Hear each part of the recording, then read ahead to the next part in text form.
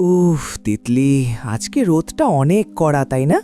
গলাটা কেমন শুকিয়ে কাঠ হয়ে গেছে। হ্যাঁ রে আরিফ, আসলে 10 বছর বয়সে পুরো রোজা রাখাটা একটু কঠিনই, কিন্তু আম্মু বলছিল কষ্ট যত বেশি হবে নেকিও তত বেশি পাওয়া যায়। জানিস, সকালে সেহেরির সময় যখন আম্মু ডাকলো মনে হচ্ছিল চোখই খুলতে পারছি না, কিন্তু যখন মজার সব খাবার সামনে দেখলাম তখন ঘুম পালিয়ে গেল। আমারও তো একই অবস্থা। তবে জানিস, রোজা রাখলে পেটে যখন খিদে লাগে তখন মনে হয় আমাদের আশেপাশে যারা গরিব মানুষ আছে তাদের প্রতিদিন কত কষ্ট হয়। রোজা আমাদের অন্যের কষ্ট বুঝতে শেখায়। একদম ঠিক বলেছিস।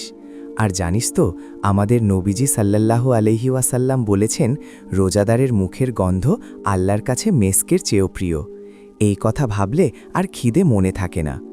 আর ইফতারের সময়টার কথা ভাব, যখন টেবিলে শরবত, খেজুর আর বেগুনি সাজানো থাকে, ওই আজান শোনার আগের আনন্দটাই অন্যরকম।